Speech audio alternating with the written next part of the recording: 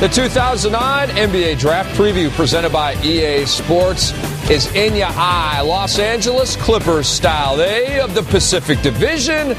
Last year in the Pacific Division, they finished fourth. And based on 19 and 63, most years, that's bad enough for last place. But the Sacramento Kings were 2 games worse than the LA Clippers at 17 and 65. And we welcome you, basketball fans, to our NBATV studios here in Atlanta. Rick Kamla, happy to be joined by the coach, Mike Fratello, and NBA scouting guru, Ryan Blake. We're here to talk about the Los Angeles Clippers. They have the #1 pick in the 2009 NBA Draft. And as we take a look at their depth chart, you will see a very talented roster. They are stacked. Baron Davis at the 1. Eric Gordon at the 2. High pick last year. Looks like a stud for years to come. Al Thornton at the 3. You're good to go. Now the big positions, check it out. Zach Randolph, Marcus Camby, Chris Kaman, and another nice prospect in DeAndre Jordan. So, Coach, the question is this. You already have 4 nice bigs in place. But the problem is the best player in this draft who will go with the #1 pick is a big, Blake Griffin. Somebody's got to go from the current roster, do they not? So does that mean that you take a couple of those pieces, package them together, use your #1 pick to take the most obvious player, and then perhaps with another pick in the first round, you come up with another piece that you need? You know, the excitement that was generated with the signing of Baron Davis as a free agent, everyone thought this was going to be a new era for the Clippers, but then things just didn't seem to work out for whatever the reasons are. Eric Gordon, a good young piece right there, and then hopefully this piece coming in will be another one that comes in, settles down a locker room that is not the most stable one in the NBA. Well, before we go on to the first pick, is Zach Randolph, is he untradeable? I honestly think there are teams out there that would take a shot at Zach Randolph, but it's going to be very limited because of the amount of money that he makes. They're going to have to make it more desirable, I guess. But I think with the #1 pick, which is an obvious pick, is Blake Griffin. Let's take a peek at him. I mean, how much do we need to explain about Blake? I mean, here's a guy that was the National Player of the Year, Conference Player of the Year. Guy averaged a double-double.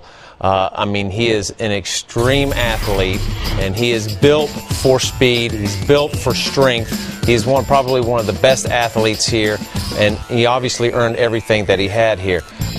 You're going to find that he's going to be a lot stronger in the post. I think he's going to make more of an impact, and I think he's going to fight for Zach, or there's going to have to be some movements with the organization and figure out. But I think with this guy who's going to be a star, and is going to be your Rookie of the Year this year, but with this type of talent, you just can't overlook.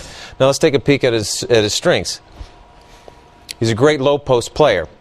He's a scrappy rebounder, but I think he's a better rebounder than what you're going to think. He was not allowed to get into foul trouble, and he had to play a little bit reserved. And he's got great leaping ability, but he also has one of the most important things is a great handle. And you're going to see him spread the defense a little bit more, and he can use his left hand. He's got a crossover, and he's going to spread the defense there.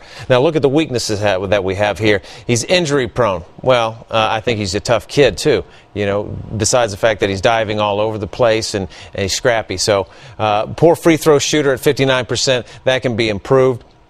Turnover prone. I think that when he gets to the next level, I think he's going to learn how to recognize. He's going to have to improve on how he's going to recognize double teams to pass out of the post. But I think he's also a very good passer, and he's got great court awareness. Ryan and Coach, Blake Griffin presumably will become one of the better power forwards in the game today. And who better to speak on Blake Griffin and his future NBA prospects than one of the great power forwards in the history of the NBA, TNT's Charles Barkley. Well, I think his game will go well with the Clippers because, you know, Chris Kaman is a good player. Al Thornton is a good player. Eric Gordon's got a bright future. So they got some good young players to build that team around. They just got to get stability. You know, he's explosive.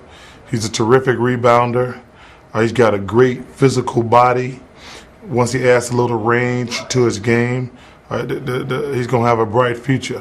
But, you know, the Clippers got some good young players. They just got to get rid of that losing mystique and get some stability there. And Charles, I'm sure you would agree, get healthy. Our thanks to the Chuckster for weighing in on Blake Griffin. Here's a look at recent draft history for the LA Clippers. Eric Gordon in 2008, check. Al Thornton in 2007, check.